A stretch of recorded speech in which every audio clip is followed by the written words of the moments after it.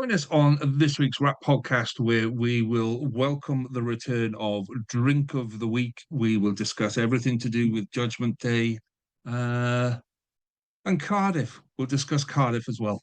Let's get on with the show.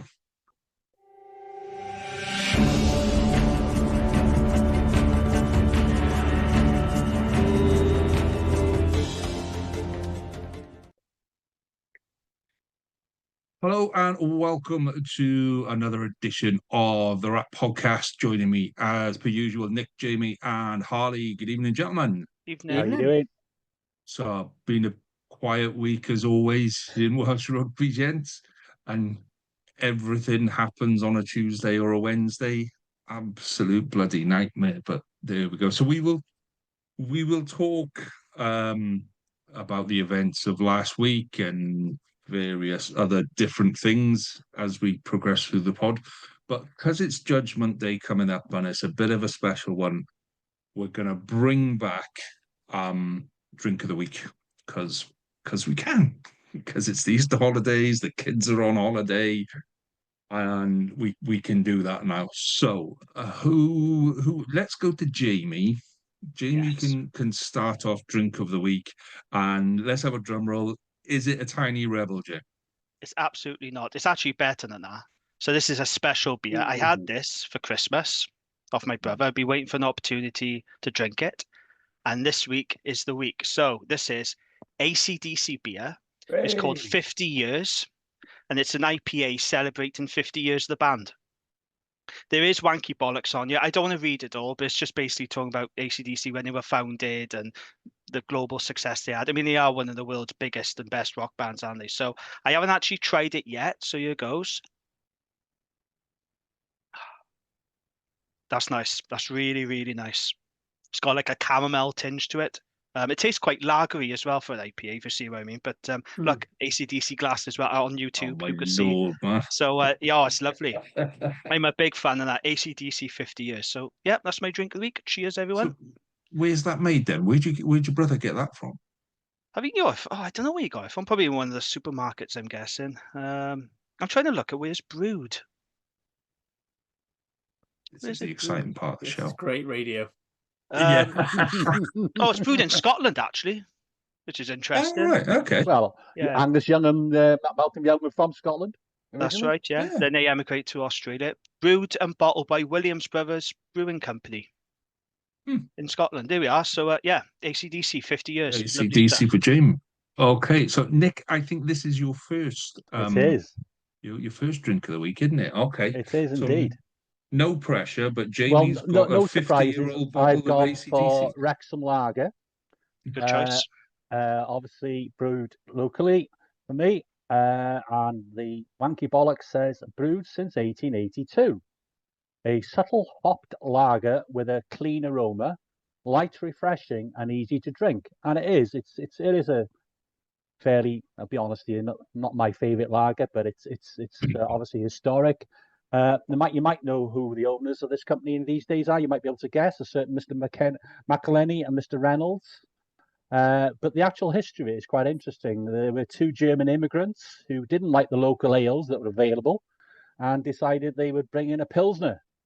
And I think it's the actual oldest lager that's brewed in the UK. So that's mine, a Wrexham lager. There you go. See, Harley, you got. I'm letting the side down. Because as I explained off air, I had an absolute torrid time last week. I was thinking of not bothering with podding anymore. Anyway, so I didn't get anything in, and so what I've got is a Strongbow Dark Fruits. So nothing else. I can relive my teenage years. Well, crying in the corner and then throwing up on your way home. Just me on that then. Well, what do you got, Lee? I've got a can. I don't like cans as a rule. I try to avoid them. I prefer a bottled one. But this is from the Vacation Brewery. It's an incognito double IPA. And I made the mistake again of choosing based on the can. Let me see if I can get there. So it's a little bit like that. It's quite a cool one there. I'm not looking at the percentage, so it's 7.6%, which I've gone schoolboy error again. But on this one, it's got a bit of blah blah blah blah blah, and then a combination of Cascade, Continental, Chinook, and Galaxy hops deliver an unmistakable hit of zesty citrus with underlying whispers of a tropical fruit and something pine, resinous pine. Now that's top class wanky bollocks. That is, it's beer, boys. Wanky fucking resinous pine. Anyway, cheers to that, gents. Enjoy your beer. We shall. Yeah. By the way, some people said they didn't like us doing drink of the week and all of that. Since we started doing it, pretty much every other pod has done at least one, and there is one other podcast that absolutely that is their advertising point. That's all they go on about is we drink beer while we do the pod. So, I think we it is started the camera trend. podcast, to be fair. Yeah. Right, on that, Jamie, all yours with News Desk, my friend. Yes, it's been a quiet week in Welsh Rugby, hasn't it? Not much going on. Gosh. Right, let's get the re-signings news out of the way. So, Ospreys, Wales forward, Rhys Davies, he signed a new deal with the Ospreys. Very good player, but unfortunately he has had wretched luck with injury and he was forced off injured in Ospreys' defeat to Leon, which I'm sure Nick will talk about later. But yeah, good news for the Ospreys, that. Dragons, very busy securing signatures for the young stars. So they have tied down their Wales under-20 boys to new deals. So Evan Minto, Nick Thomas, Harry Rees-Weldon and Logan Franklin have signed new deals. Wales under-19's captain Ryan Jones has joined the Dragons Academy system on a full-time basis, having previously combined rugby with employment. I'm hearing very good things about Ryan Jones. He's one to watch for, apparently. So, yeah, be keeping an eye on him. And then Dragons signed Wales under-19's pair Cody Purnell and James Talamai from Bath and Saracens, respectively. So I kind of like this. I think what we're doing now is what Cardiff did last season when they're bringing young Welsh talent back from England over the bridge. I think it's good. I think that's a good strategy. So, again, I'm hearing good things about these pairs. So, yeah, I'm very excited about that. And in news today, they've announced that Dragons have re-signed Argentinian international loosehead Rodrigo Martinez. So, yeah, that's pretty decent. Get a bit of depth now at loosehead. So that's all the re-signings news done. Now, Cardiff. So there were rumours for months about Cardiff's financial problems, and lo and behold, the rumours were true. Last week, it was confirmed that Cardiff had entered administration and they would be taken over by the WRU because Helford Capital had failed to meet their financial obligations. WRU Chief Exec Abby Tierney said it is unthinkable for us to allow the demise of professional rugby in the Welsh capital. So as a result of the union stepping in, 150 jobs have been saved. And the union's acquisition of Cardiff Rugby have cost them 780k. That's what the governing body has confirmed. Abby Tierney also confirmed that the delay on getting a new PRA deal signed off was caused by Cardiff's financial crisis, but she said the union are determined to get it over the line. And today it's been reported that WRU chair Richard Collier-Keywood has sent an email to the Dragons, Ospreys and Scarlets demanding that they sign the new PRA before close of play on Tuesday, April 15th, which is tomorrow. So yeah, we've all heard the news. We all know what's going on at Cardiff now. Harley, do you want to reflect on the past events at Cardiff? Yeah, I mean, before I go into my own personal thing, I'd just like to say the guys on Cardiff Central were joined by Lynn Glaister, CF10 chair. They cover this really, really well. Last week, please go check. I think YouTube's doing pretty big numbers because misery loves company, as we always say in Welsh Rugby. I mean, for me, it's a fairly simple situation. What happened? The two choices who took over said, we've got all this money, all this investment, but we've got the funds that any loss we can underwrite, which is a benefactor deal. And then their investments in Dubai and the Middle East and sponsorship deals didn't come through. So then they had to put some of their own money in, and they decided they didn't want to do that and left us at Ship Creek without a paddle. So, you've now got a club which is famed for how much they resent in the WRU, having to do a 180 and say thank you very much for keeping us afloat. this wasn't out of the kindness of his heart. This wasn't just because it was Cardiff in the capital region. There's a lot of financial reasons behind it. One, URC and EPCR penalties if we drop a team. So in that respect, they'd have to do it for any one of us. But also for them, things like access to the Principality. So a lot of their hospitality stuff and how they get stuff in and out, and TV crews, they park on cap, and that is part of the deal through Cardiff Rugby that Cardiff Rugby had with Cardiff Athletic Club. So as much as a bit of it is, oh, we've got to save rugby in the capital region, there is a lot of business sense, and yes, it may have cost them 700 or 1,000, but it's cost them several million if they let us go, and that's the crux of it there. New board, I think there's a bit of an argument of how much should the board be to blame, how should WRU be to blame with due diligence. Obviously Richard Holland introduced these guys to the WRU and said these are the guys I'm thinking of bringing on as benefactors. WRU they hired a company to do the due diligence, which by the sound of it, anyone can pass due diligence if you say, yeah, look, I've got all this money, so yes, I can pay that. But if they turn around and say I'm not going to pay it, then you can't really do much about it. So, yeah, I mean, it was the icing on top of a very shit cake I had last week. So I'm quite happy to move on. Just be grateful we've still got rugby at cap. Yeah, we're not doing that, Harley. You've got a couple of minutes on it yet, mate. So, what's the fan reaction? We know what the fan reaction has been like in our own regions and what have you. So, but at Cardiff, I mean, how much of it was, thank God we've still got a team, well done WRU. How much of it was anger? How much of it, do you know what I mean? What was the reaction like from fans? It was a big mix. So I mean, I think, and with the same people just sort of going through, it was almost like going through a bereavement of, like just couldn't believe it was happening for a start when the rumours were coming out.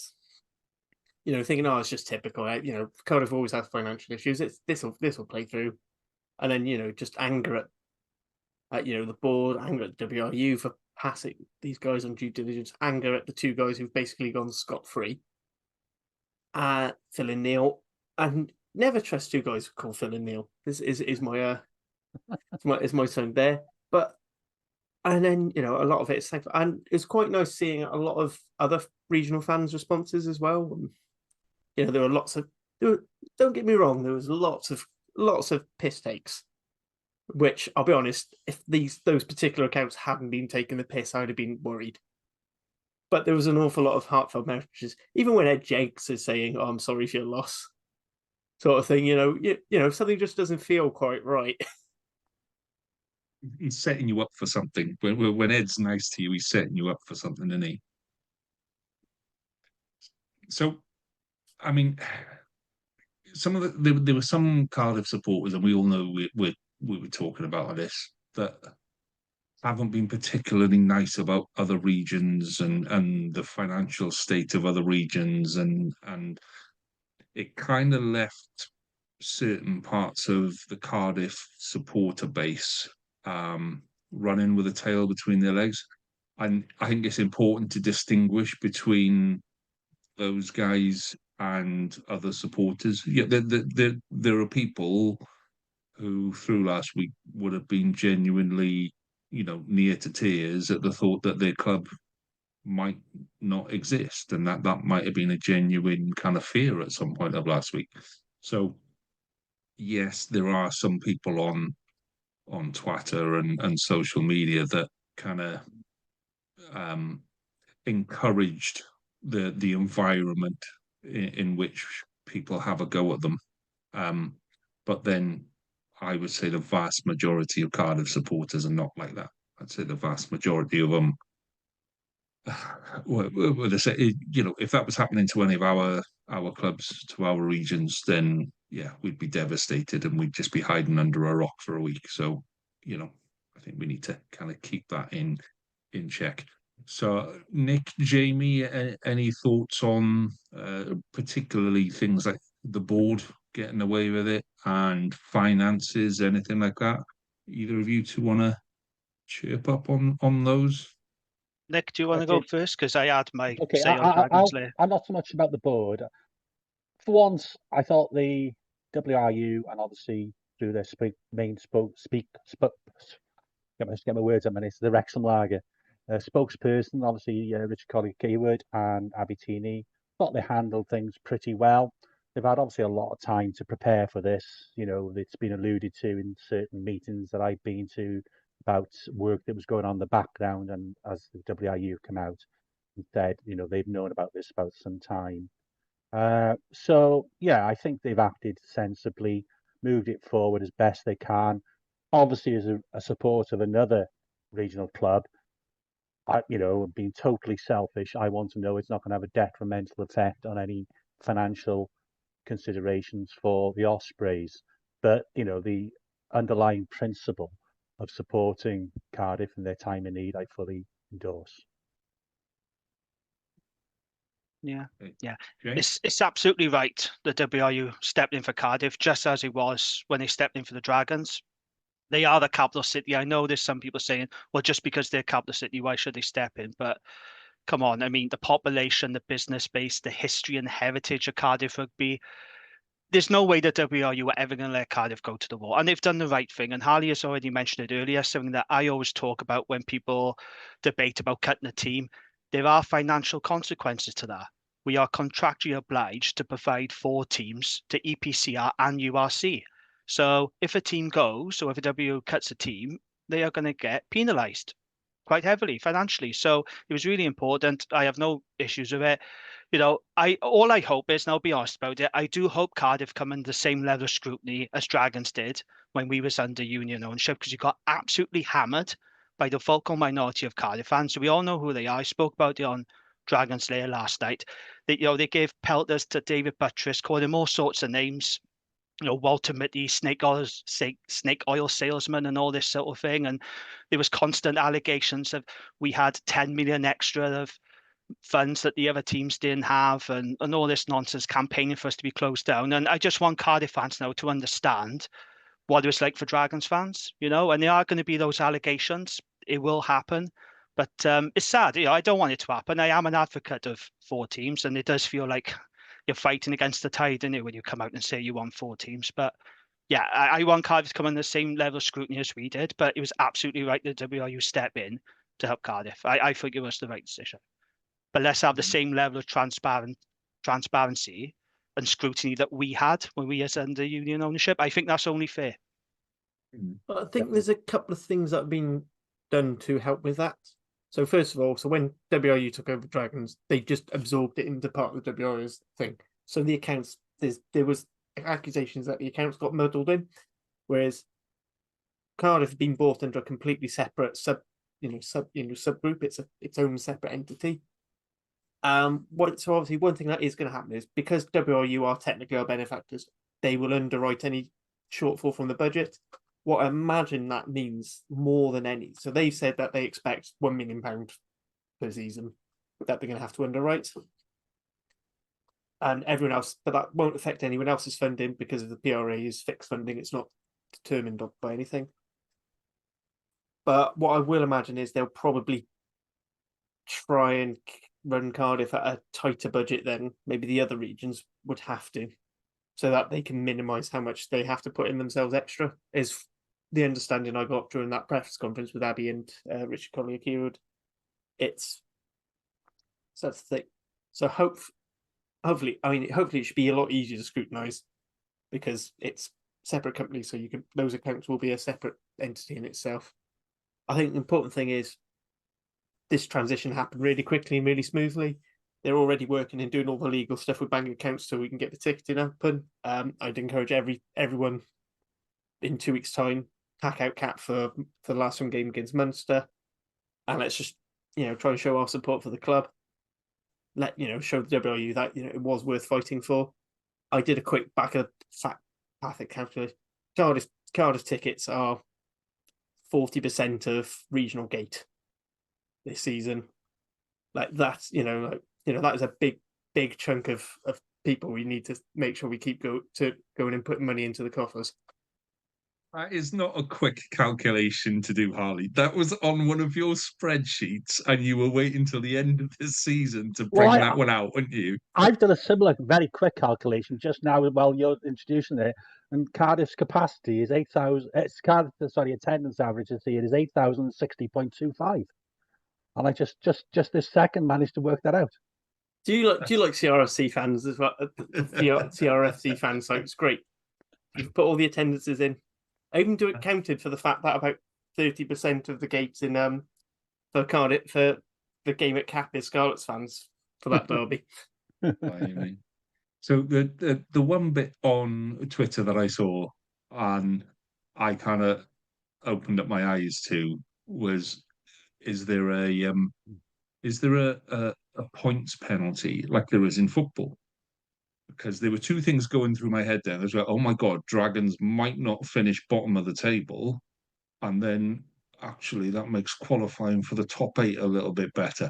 And all of a sudden, like, I put my hands up into this, and for a couple of minutes, I was like, oh, this, right. And then Martin, Big M, kind of gave me a slap down and went, stop it.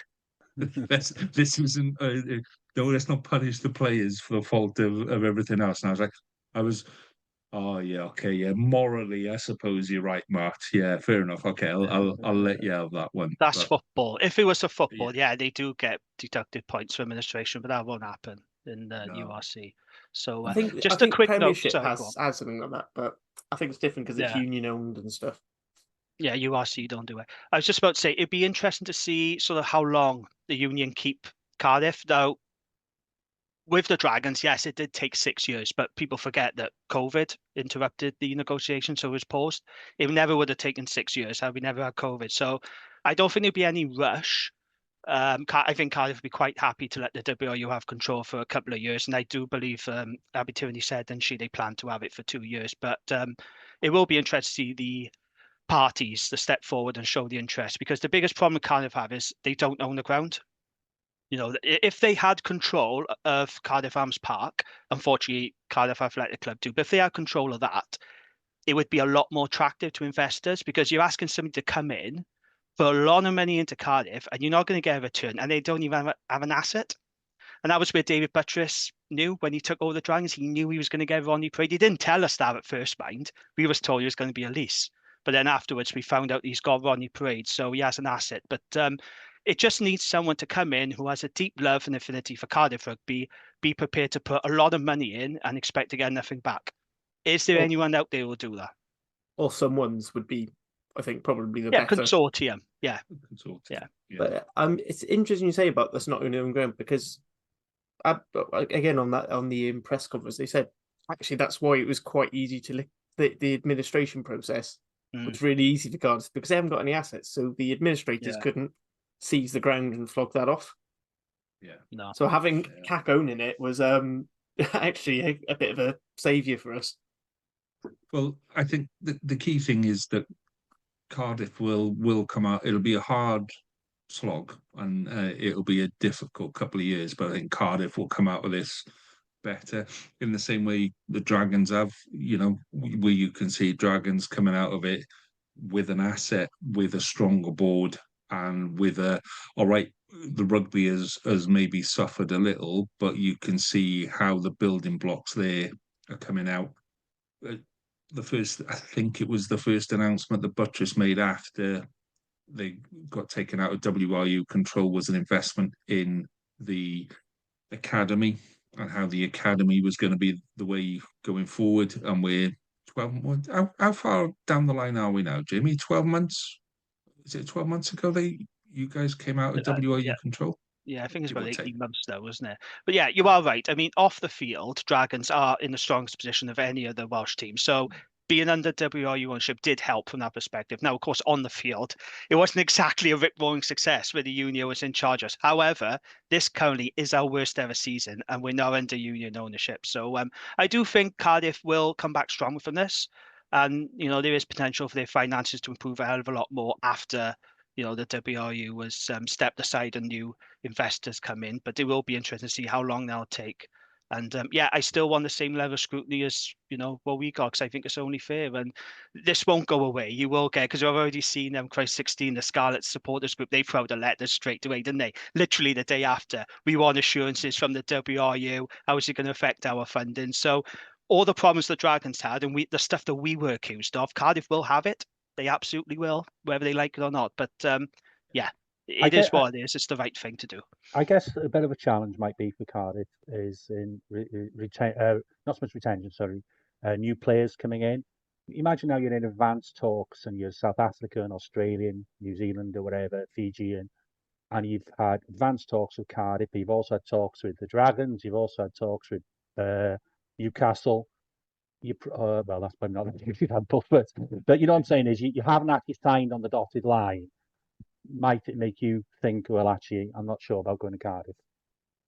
I don't know. I don't know if it'll affect their recruitment that much, to be honest. What I will say, though, when the Dragons were under union control, I always felt our signings were scrutinised a lot more than the others because the union were paying for. So when we signed a big name player, when we signed, for example, Jamie Roberts or Jonah Holmes or Nick Tompkins, it was always, have the union got the money to do that then? Dragons getting all this extra fund. It was all that sort of bollocks going on. So again, I don't know if Cardiff are going to make any big name signings. I don't think it's going to affect their recruitment that much. But yeah, that's the problem when you're under union control, is you do get things thrown at you that particularly aren't fair. But that's the problem when you've got 3 independent teams, so 1 union-owned team, isn't it? Okay, so we'll park it there because, like I say, it's a subject that's been done to death, and the Cardiff Central Pod was particularly interesting this week, and the guys on that pod and Lynn were absolutely bang on with where they needed to be. So do give that a listen. So while I'm talking about listening to other bits and bobs, so there's a little bit of women's rugby to talk about, and there's a little bit of under-18s rugby to talk about. Is that right, Nick? So Harley, women's rugby that we've got for the last week. So women's rugby treehouse. So Sean, Hattie, and Julia are now sort of branching. They're going off on their own now. We've taken the training wheels off. I've decided if I'm not going to speak on the pod, there's no point signing on anymore. So I'm just going to let them do it because they are doing a fantastic job. They're far more knowledgeable than the 3 people I'm currently talking to. I'd agree. Sorry, guys. Yeah, so they did their sort of France preview yesterday. So I believe the plan is to do a review of the France game and preview Ireland coming up this week. They'll go into all depth it, but sort of headlines. weren't too fussed on Sean Lynn's bench. Going for 6-2. Thought the makeup wasn't quite right. I think that this sort of proved they were right. But actually, considering we were 40 points to 0 at home last year, I think actually going down 42-12 in Brive was actually quite a good result, and we frustrated France a lot, and we just ran out of steam second half. But please do listen to the ladies talk, because it is just generally worth interesting, even when it's out of date. I found it really interesting topics discussed. So you'll hear us call it the Women's Rugby Treehouse, because that's what we will rebrand it to. If you're looking for it at the minute, it's WRRAP, as in WRRAP. It's a quadruple U. WRRAP. Just because I like to confuse myself, and I just like the name WRRAP. So if you are looking for it, but it'll be on our socials as well with that one. So Nick, under 18s. Yeah, Is there any 20s news as well? Yeah, well, just I think they've announced the squad for the 20s. Under 18s are currently on a tournament in Vichy in southern France. They had a really good win against Ireland, and I don't know, they were winning. It was a close game against Georgia, but obviously the idea of these tournaments, these festivals, is to give experience to players. So it was virtually a different team they put out against Georgia. They were just ahead. I don't know what the final score was, because obviously we started recording. But I think for me, and I did call 17-12 to us. Oh, great. So yeah, coming into 20 and so 2 out of 2. One. And I also called in on the way back from the weekend in Merthyr and watched the first half there. And I'm going to refer. I did an interview with Richie Pugh, former Ospreys Scarlet player, currently in the coaching setup, currently head coach in the under-18s, but also involved in the 20s. And I think the pathway is certainly improving. What's impressed me, and certainly yesterday, is the physicality that we have struggled with at international level at that age, in those age groups in the past. We seem to be starting to address that. Jamie alluded to Ryan Jones from the Dragons just signed. He was impressive. The bit I saw yesterday. Kyle James, I think, it's the Hartbury League. He was really good for the bit I saw for the under-19s. Luke Evans is a bloody monster in the second row. So we've got players coming through that will, with the right coaching, with the right development, allow us to at least compete physically in the future, whereas we've really struggled to get over the gain line in lots of our international rugby. So if anybody wants to listen to my interview, Richie, he's a really spot-on guy, and he'll talk more about the pathways and his hopes for that. And it's available on the Ospreys Eerie. Perhaps you could send a link out, Lee. I will do on the Irie. Eerie. Ospreys Eerie. Oh, boys, every time. You hear us talk about a few of the feeder pods that we have. So we have feeder pods for each of the regions. We have a Welsh language pod. We have a women's pod. We have a URC pod as well, which is all kicking off this week because somebody said something about Leinster fans. And then the South African fans are all having a go at each other. There wasn't even a URC last week. Trust me, it is all kicking off on there. It was that Kalen again, wasn't it? It's that Kalen. And he's fair play to the guy. So if you are liking what you're hearing and you want to hear more of the WRRAP family, then please do like and subscribe to our YouTube channel and our various social media channels. It would be greatly appreciated on that. So let's actually talk rugby. There was only the one game of rugby last weekend, which was the Ospreys in European action. So every week I say stuff now, Nick, right, about the Ospreys in Europe, and there are a couple of Ospreys fans that get what I'm trying to do and get what I'm saying when I talk about attendance. So I'm not going to talk about attendance. What I will say is it was piss poor, but I'm going to let you talk about attendance because when I talk about it, I get grief, but we kind of agree on it. So let's talk rugby first, and then we'll talk attendance after. The floor is yours, my friend. Okay, well, 3 points. Three disappointments for me. Third one being attendance, and we'll come to that last. First of all, is we didn't play very well. You've got to give some credit to Lyon as well. They were very physical around the breakdown and midfield. We didn't play the right game. We didn't manage the game very well. Dan Edwards didn't have his best game. I didn't have too many problems with some of the decision making, whether kicking for the corner as opposed to taking 3 points. Those if you get it right, you're brilliant. If you don't, not so good. I think it was more to me we kept on battering at their line and not going a bit wide and trying to get a little bit of physical dominance and go over wide some of the time. Overall we won. And if you look at the stats sometimes can lie, can't they? And they do very much in this game. We made far fewer tackles. Our run meters were fine. Our defenders were fine. We offloaded occasionally, but it wasn't really. We couldn't just drive home those advantages.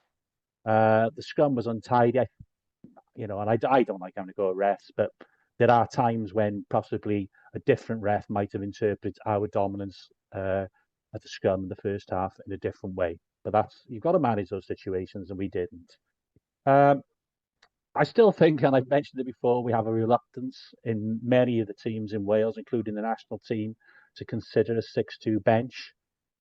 They went 6-2, and the 6 forwards they brought on were very experienced, and they did, at the end of the day, make the crucial difference in the game. They won a few turnovers. The lad who I can't remember his name now played for France in the second row. He was very, very good, and he made a big difference.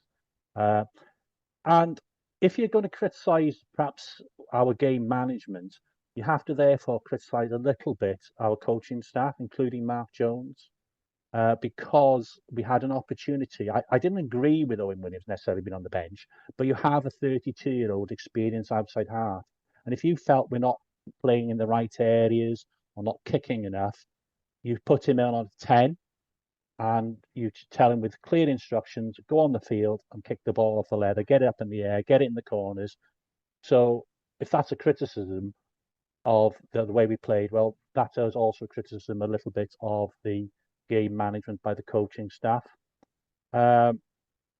Just really disappointed to lose another quarter final. Obviously, we didn't know how the Connacht and Racing result, how that was going to go. But had we won that game, we would have a home semi-final, and a fantastic opportunity to get into the final. So it's disappointing in those two accounts, and obviously the third account. I was one of the three who were there. They just got up to 3,023. So partner and the partner's son were there. But it's shit, isn't it? A quarter final of the European competition. And it wasn't a Sunday evening, it was Saturday evening. The forecast was fine. The weather wasn't perfect when we actually turned up, but it's really, really poor. And even last season, there's 1,500 Ospreys fans who've disappeared in a season. Now, we were never the best supported region anyway, but for a big game like that, why are those 1,500 people? Are they just suddenly not interested in rugby? They can't be bothered to get off their asses to get down to the stadium? They were going last year. So, yeah, really, really disappointing all round. And next week now becomes a very, very week and an important week for us, because if we don't win next week, our season's over.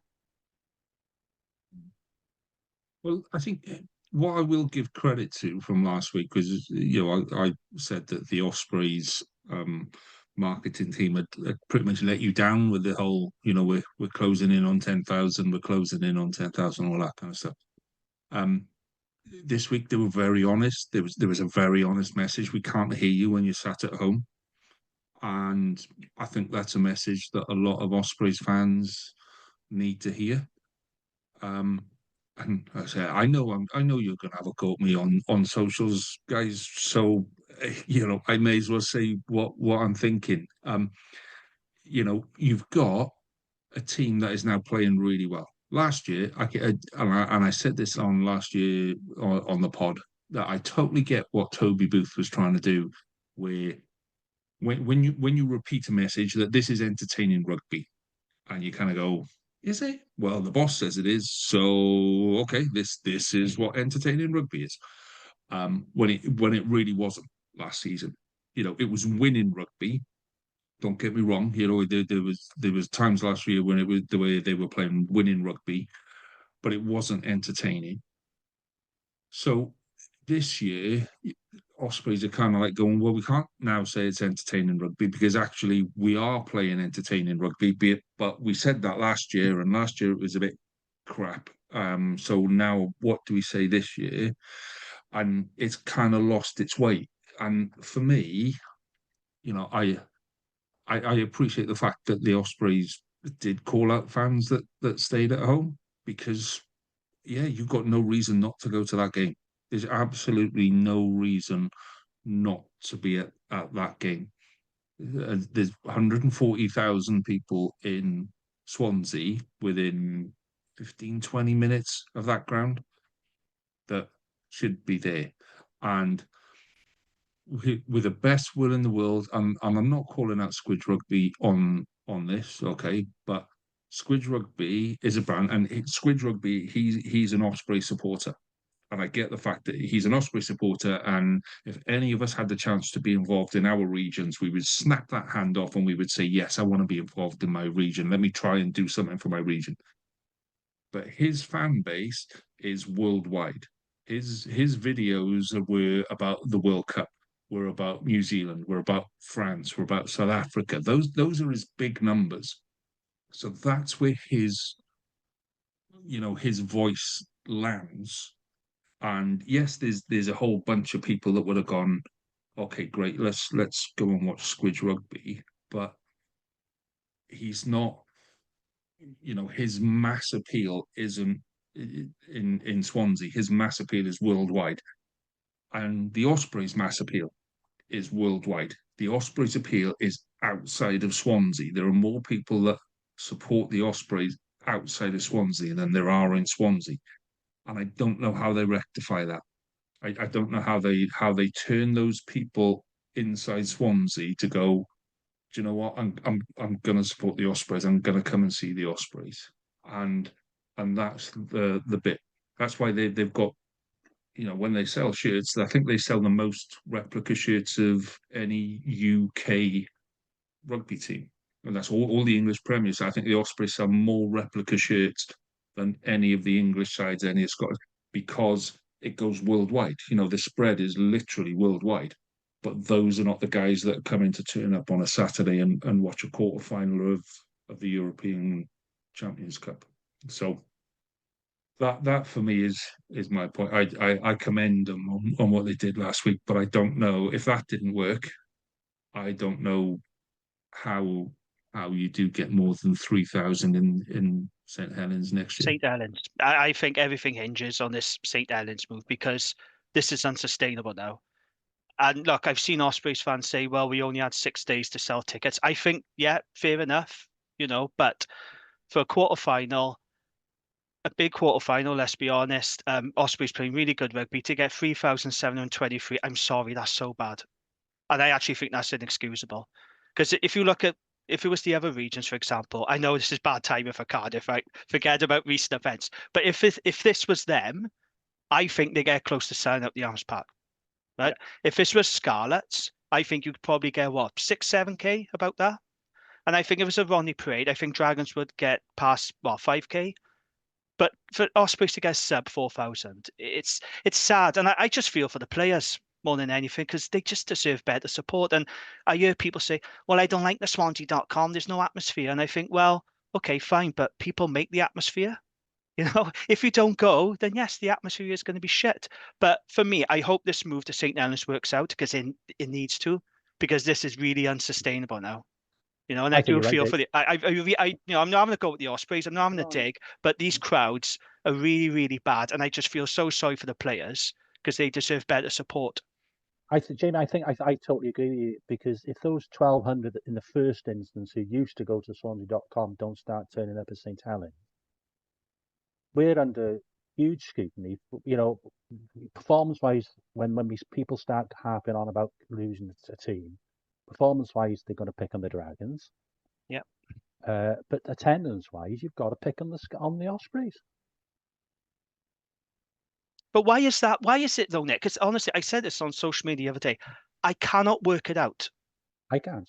Ospreys, in my mind, they are still the best team in Wales. You're playing really good rugby. Why can't they get 4,000 people in the stadium? Is the Swansea.com that awful? Because I've been a few times.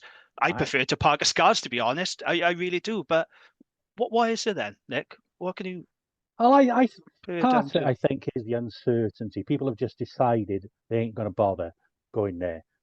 But it is so key now, this next 12 months, that if we're looking at similar type of attendances at the new St. Helens, redeveloped St. Helens, well, there's just not enough interest in professional rugby in the Swansea Neath areas.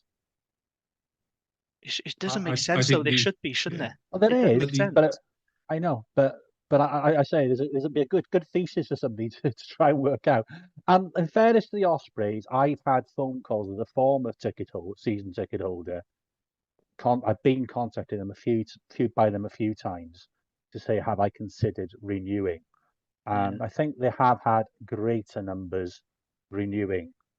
So I think what's happened is the season ticket holders. I don't think the clubs are very keen to publicise actually how many season tickets are bought year in, year out, do comparative data work. I'm sure that the Ospreys over the last 3 years post-COVID have gone down dramatically. But we're all post-COVID, so and that's why to have some context to it, I'd like to see what the Dragon season tickets have been like over the last year. Scarlets. I think the thing now is we've each got one home game left. I can pretty much guarantee that the best attended home game is going to be the Dragons, because that's Judgement Day. Other than that, I think, Harley, you've got Munster, we've got Leinster. That's usually a big one, but that's because Munster buck the trend in travelling support as well. They do, so that usually tends to be quite a big game at Cap. Yeah, That'll be a sellout because Cardiff are doing discounted tickets as well, and obviously with the recent events, I expect. I'm gutted I can't go because we've got a baby scan. So yeah, I'm not driving all the way back up from Devon. Well, so we've got Leinster, so that should be a bit of a draw as well. The Fishguard Ferry is now working, so they can, they got 2 opportunities to come over. And then the Ospreys have got the Dragons. So, those are our last home games. Realistically, there needs to be a message, something from the Ospreys to go, come on, this is the goodbye, isn't it? Tiptric's last game, won't they? Yeah. There's so much that you could do with it, though, isn't there? There's like you say, like Tiptrick. There's, this is the last home game at the Liberty. Let's get some of the old players back. Let's relive some of the Liberty memories. Let's do all of that stuff. Let's, you'd pull out all of the stops just for that one last game, just to stop people like me talking about low attendance. I think they're doing their best. Tears coming home. Well, exactly. That's a tagline. Yeah, the legend return. In fairness to the Ospreys, I think they're trying their best. And you mentioned it earlier. I did really like that message you put out. We can't hear you from the sofa. I thought that was really, really good message.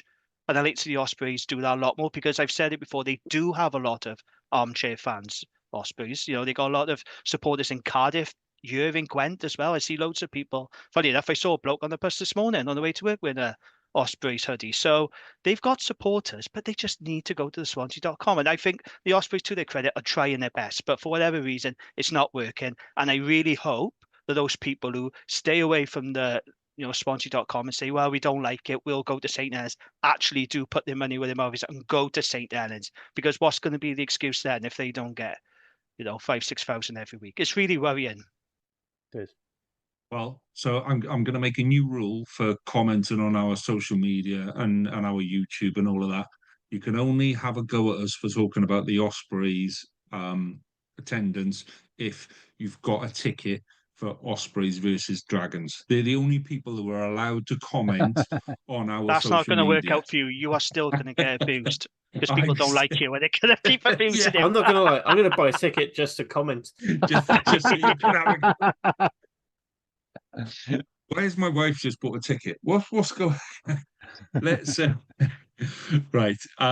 Let's move on from the Ospreys game. But before we head headlong into Judgment Day, just want to bring up a couple of things that I mentioned before. So we said a while ago that myself and Jamie were looking to step down for next season.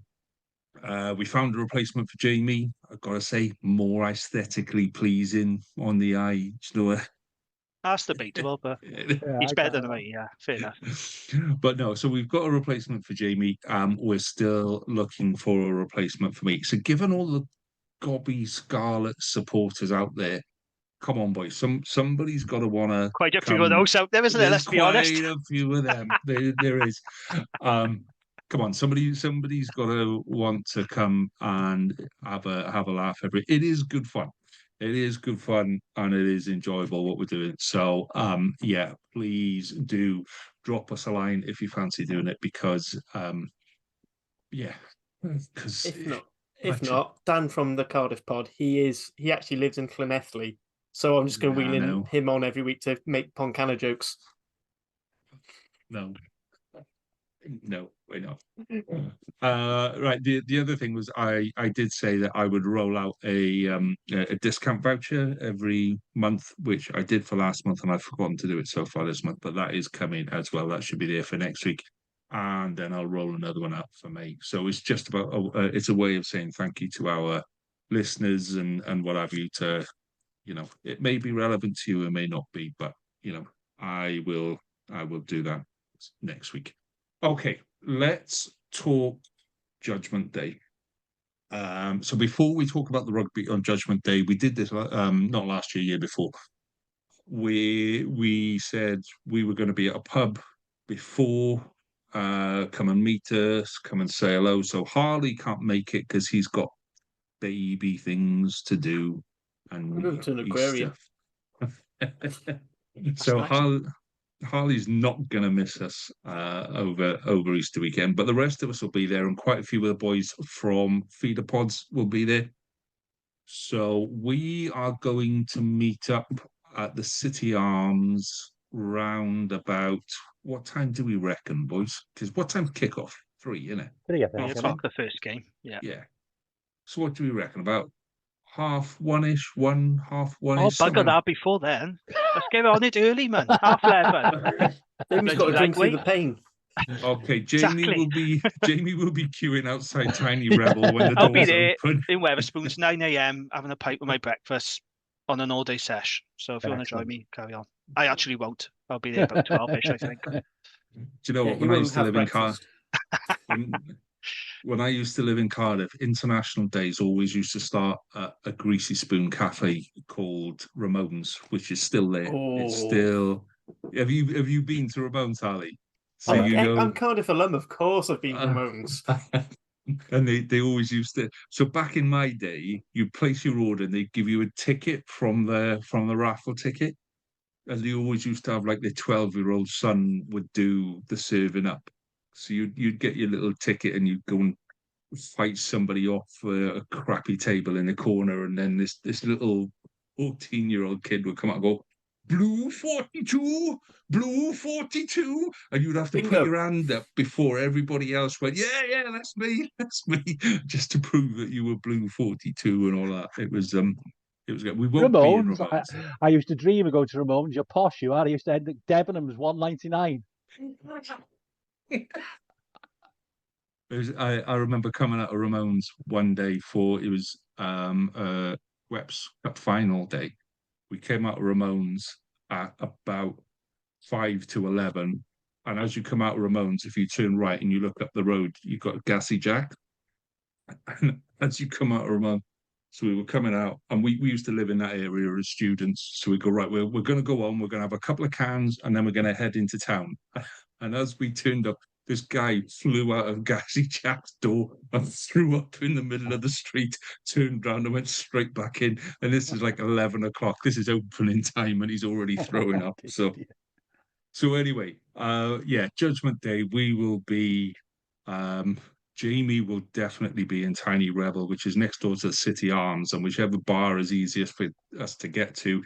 If it's a nice day, we'll be outside. We'll be doing a little bit of Facebook Live and things like that, or recording interviews with fans. If you want to come and say hello, get yourself on the pod, by all means do. There'll be loads of that stuff going on for us. So, please do come and do that. So let's talk about the games. So first game up is Dragons and... No, it's not. Cardiff Ospreys. They switched it again. You switch round this year. Come on, Lee. Switched it round. I don't know. I just bought the bloody tickets, man. I had to persuade the wife to go and watch Chitty Chitty Bang Bang so I could go and have a couple of beers after. Right, so... I'm not joking. The wife's going to go watch Chitty Chitty Bang Bang. Right, okay. So this is Ospreys home game? Yes. Or right. What's our attendance average go up? Right. So Nick, you get to go first on this one. Hopes and fears for this game. Well, obviously we picked up a few injuries by the looks of things last week, and going back to Tips is still so important to us. Him going off for 7 minutes. I think even if he is half fit, they'll try and hold him back so he can they can sell that Dragons game as Tips' last game. Second row, at the end of the day, we haven't had an awful lot of Rhys Davis and Adam Beard, and I know Raleigh mentioned off air he wasn't quite sure Adam Beard was fully fit. Interestingly, Fender was on the bench, but also Will Spencer took a full part in the warm-up. So, okay, we will be able to field a couple of decent second rows. I don't know how Harry D's maybe back. We need a big response, and I wouldn't make too many changes either, because we lose on next week on Saturday. I think our season is possibly over, because we need to win the 2 remaining home games to at least have an opportunity to go to South Africa and try and pick something up there. So it's a really, really key game for the Ospreys season. And I'm not confident at all, but we'll see. Okay, so Nick's not confident, Harley.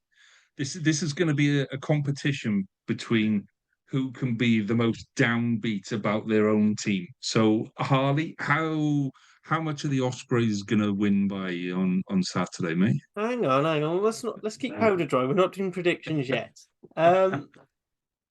So look, I think Ospreys definitely got, even with their injuries, they've still got the power game to cause Cardiff all sorts of problems. It's something that we just keep showing each year. The one play we've brought in this season to try and combat the team's power game, Josh McNally, it seems like he's not going to be available because of his contract with the RAF, that he's going to have to play the RAF game, which is on at the same time. Which, is a game, happens at most Easter weekends. Again, going back to more of a wider point of how I think it's a bad weekend to have put Judgment Day on anyway, but that's by the by. I will never be happy about the placement of Judgment Day, it seems. So we've had 2 weeks to prepare for the Ospreys. Ospreys will be, you can argue that they're a bit battered from playing Leon, who are nice and physical. Ultimately, they're also, alternatively, you could say they're battle hardened, which we're not, because we've had 2 weeks off after that disappointing show against Connacht. The boys on Central Pod said maybe it was a good thing that we didn't play last weekend, and actually having this extra week just to sort of part the Connacht game, get through all this news, and then just focus, and then maybe that gives us the emotional boost that we need to win. I don't know. 2 years ago we got written off. We were getting written off during this fixture, and we went out and won. I don't know if it was just because it just so happened to be Lee predicted Ospreys to win that one game, and then it ended, or not. But I think Cardiff, in theory, Cardiff are going to have the fuller team. I mean, they've released some training videos, and it looks like near enough everyone's fit and firing. Josh Adams looks to be running back. Not too sure about Falateo if he's just been wrapped up in cotton wool. I mean, he in training week, he seems to be on very light duties most of the time anyway, because I think they just save him for games now. A bit like we used to do with Nick Williams. I think if we can impose our own game, I'm hoping that the experience that the Ospreys have with playing that sort of wide, expansive game plays into our favour. But if it gets even slightly closer to an arm wrestle, then Ospreys will win hands down. So you are miserable about it. So you are. I'm just miserable, all right? Leave me alone. Okay, so Jamie, really quick thoughts on Ospreys and Cardiff on the weekend? We'll do predictions later, but I'm really struggling to think who's going to win this one, because Ospreys are Cardiff's Achilles heel. They always do a number on Cardiff. They know how to get under their skin the same way as Connacht do. However, I've got this feeling with recent events at Cardiff, the jockey, he's very good at getting his players up. Backs against the wall performance. And I will not be surprised if Cardiff put in a really big performance.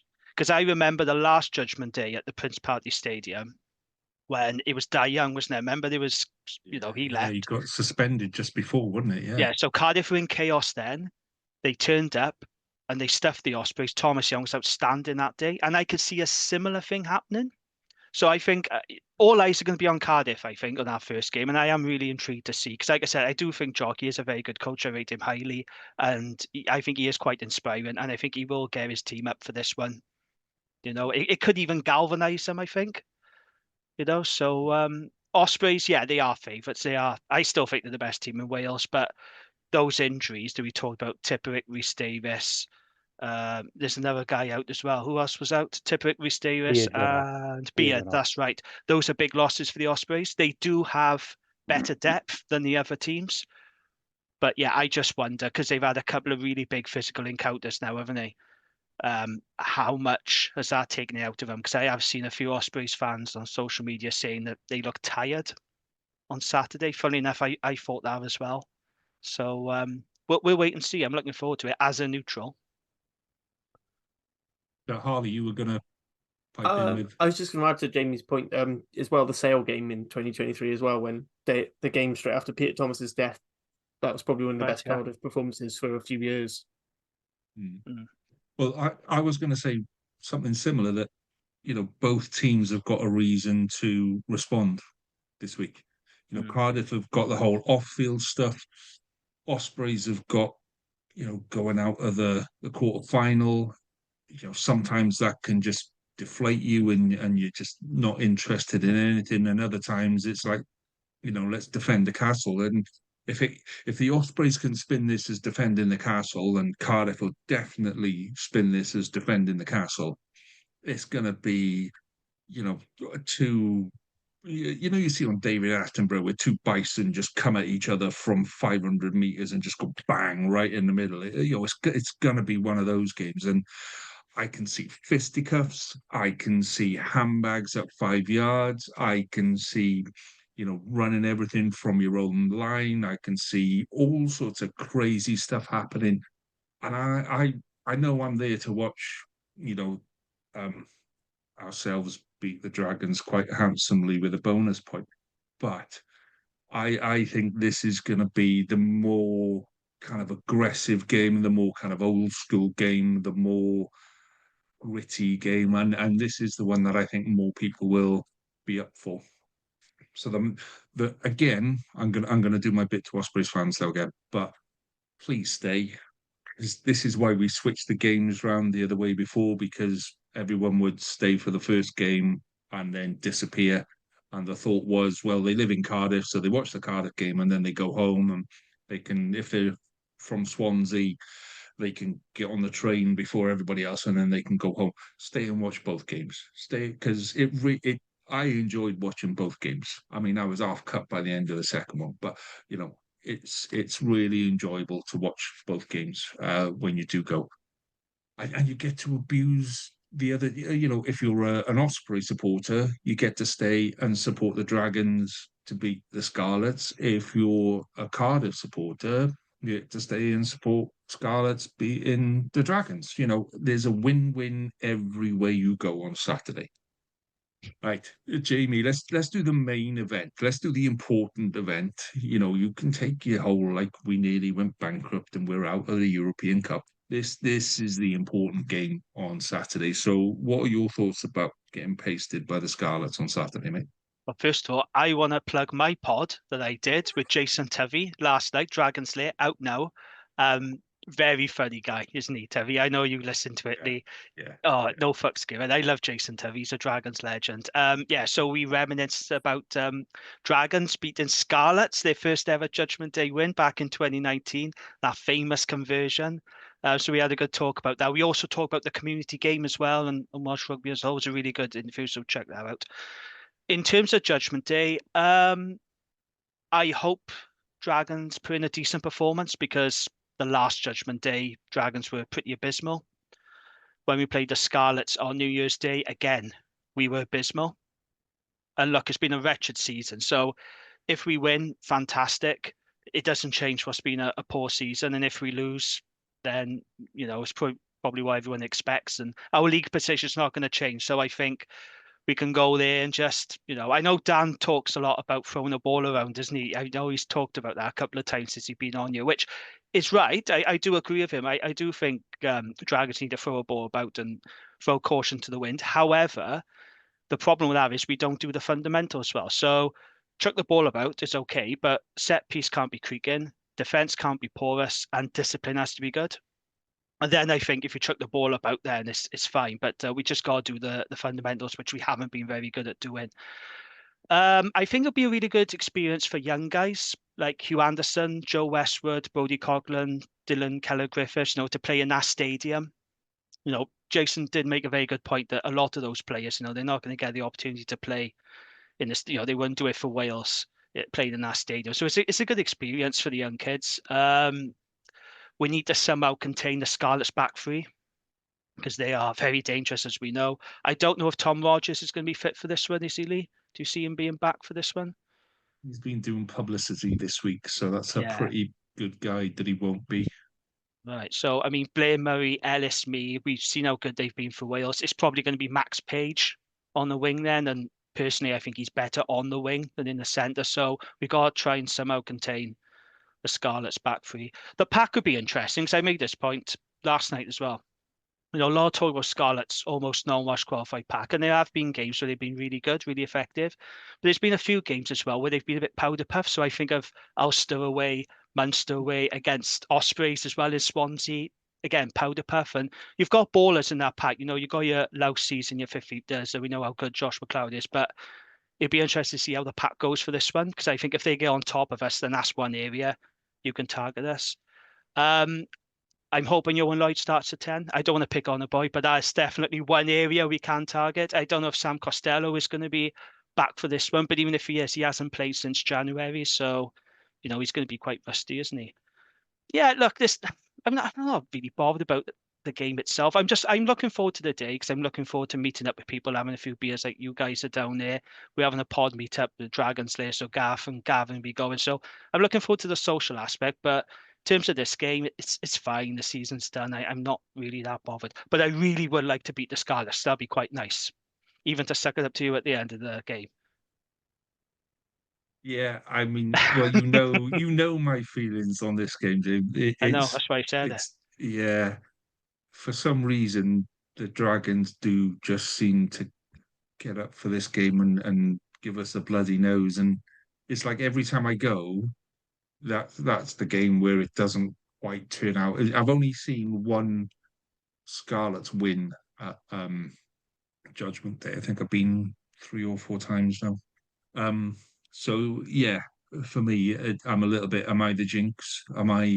Does it every time I go there? Let's hope so. We'll find out Saturday. Yeah, we will. But the bit that I liked about your interview with Tubby was the bit where you went. So and you built him up. You built him up to So there you are.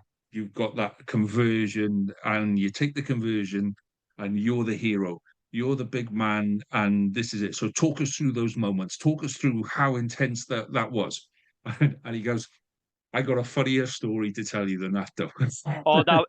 I don't want to say it on you. Listen to Dragon's Lake. There's a very funny story building up to that famous conversion that he scored. Really, but it does sum up Jason Turvey very well. Because I mean, any more laid back and he'd fall over. Exactly. Yeah, he was good. He was good interview. He was a dying breed of rugby player.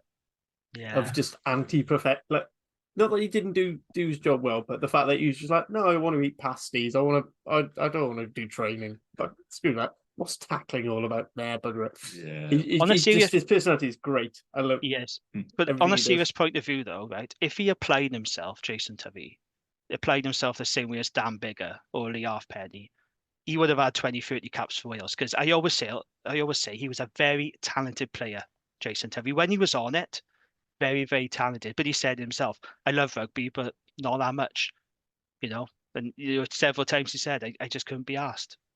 He didn't want to know playing for Wales or being in the training camps. He went, that's not me. I just want to stay at home and play Call of Duty.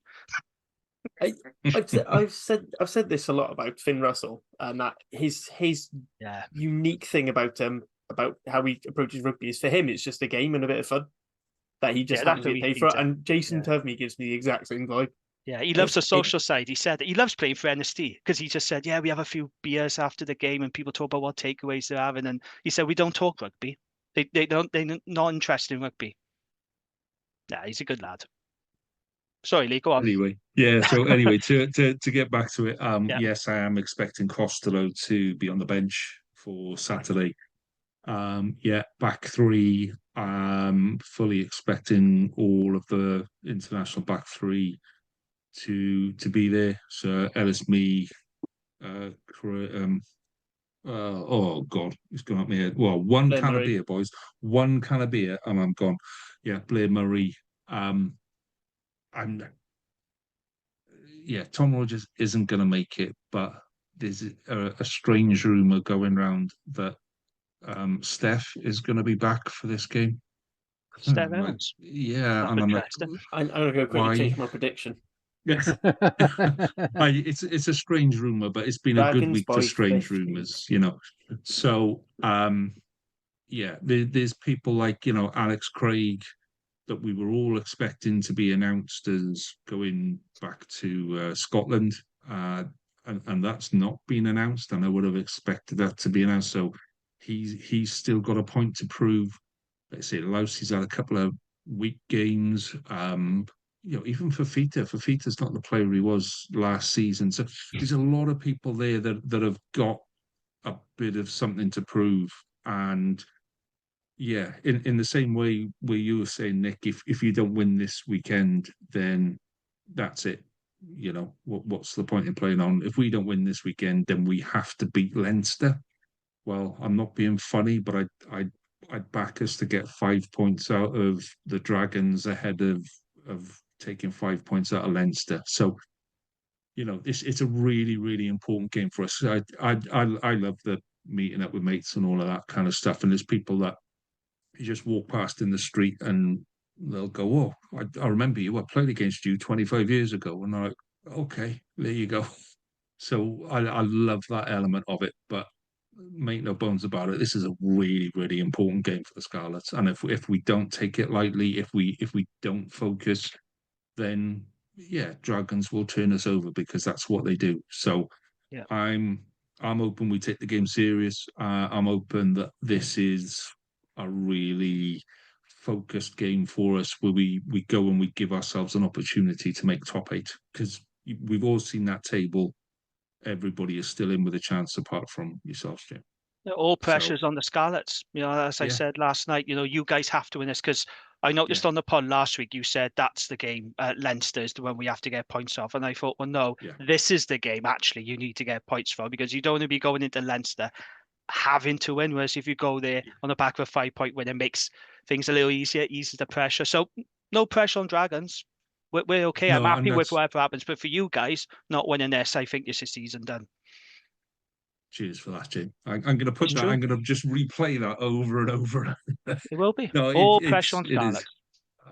and I think we now have to absorb that pressure and go, do you know what? We're a good enough team to live with that pressure. We are. There is an expectation that we win with 5 points. So let's go and do it. And that's the way it goes this weekend.